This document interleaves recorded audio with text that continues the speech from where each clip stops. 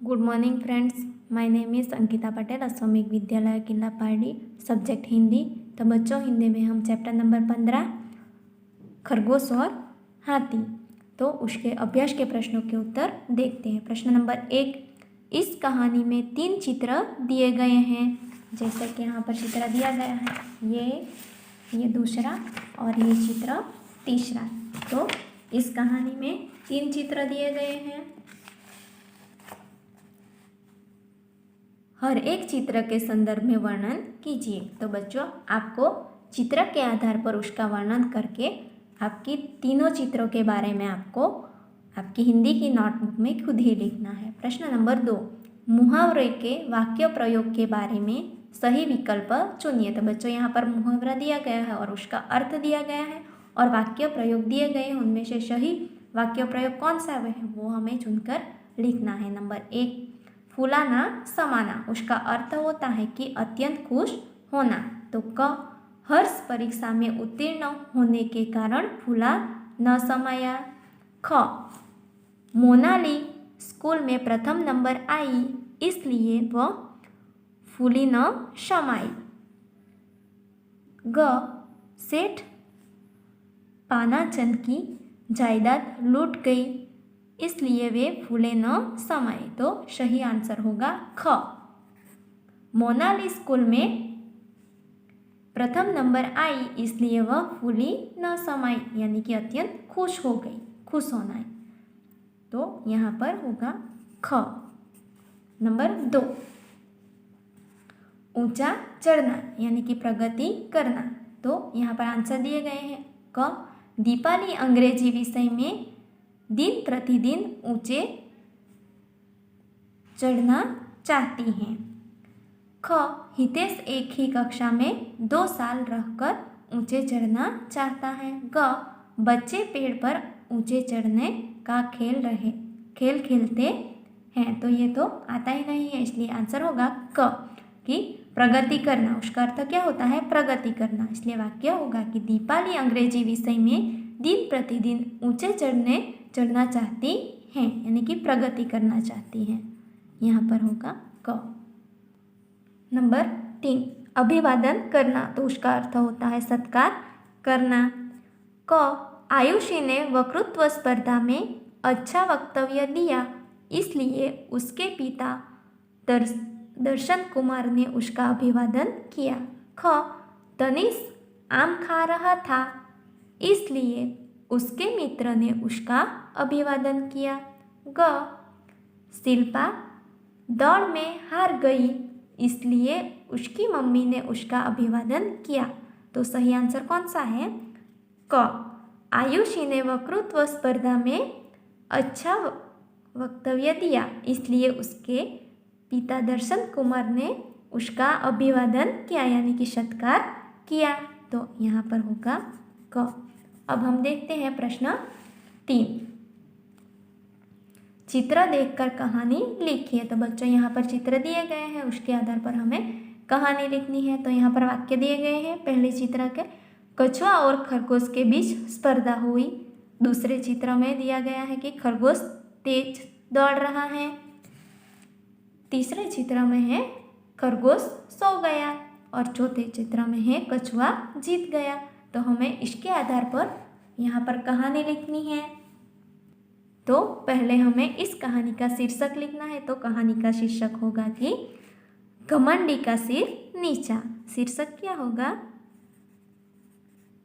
घमंडी का सिर नीचा।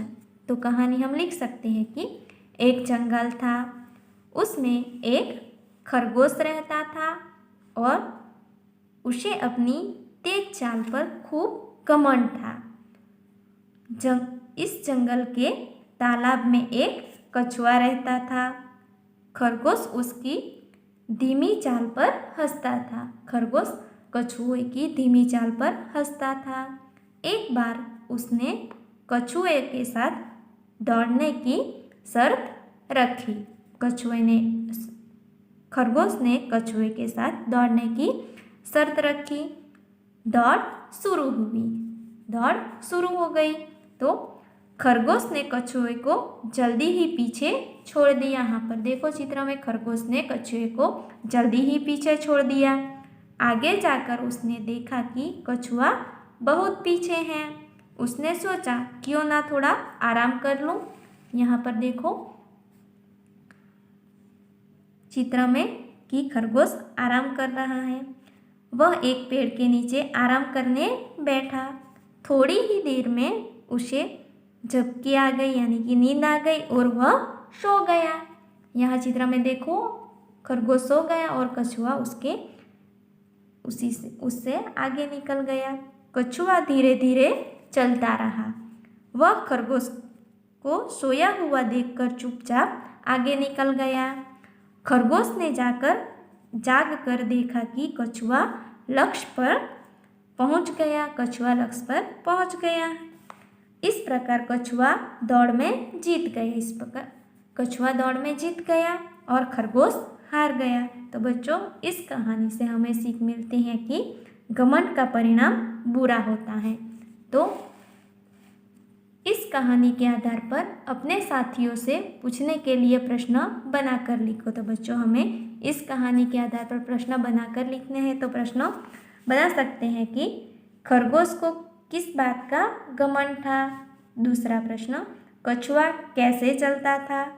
तीसरा प्रश्न, कछुआ और खरगोश के बीच किस बात की स्पर्धा हुई।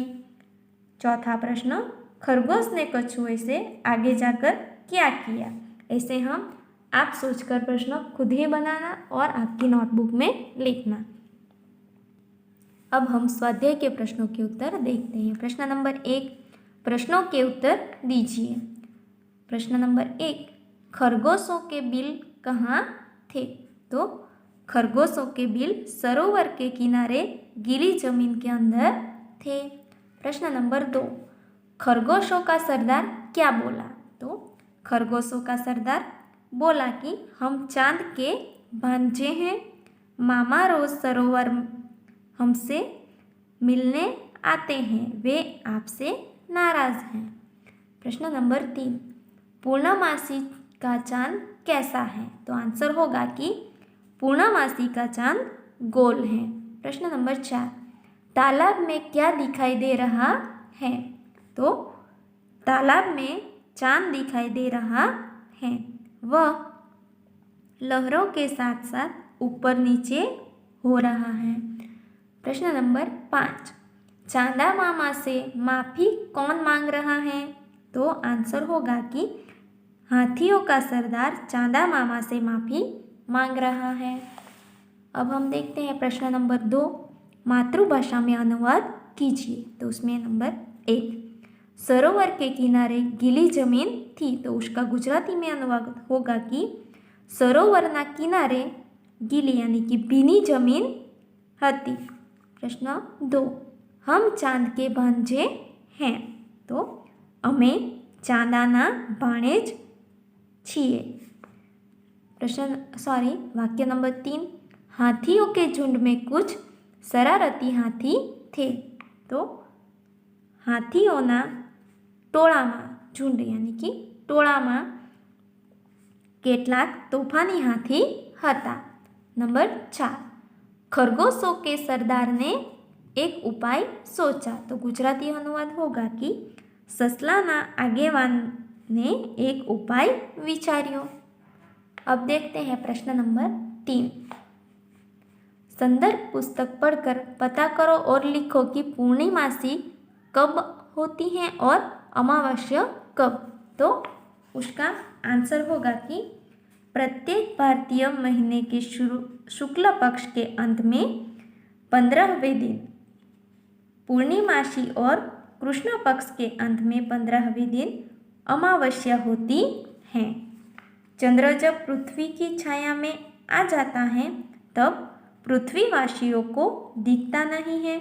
इस रात अमावस्या होती है, जबकि चंद्र पृथ्वी की छाया के बाहर निकलकर पूर्ण रूप से थाली जैसा गोल चमकता हुआ दिखता है। उस रात को पूर्णिमा होती है। तो बच्चों, आपको स्वाध्याय और अभ्यास के प्रश्नों के उत्तर आपको आपकी हिंदी की नोटबुक में लिखना है और कहानी आपको आपकी निबंध की नोटबुक में ही लिखनी है।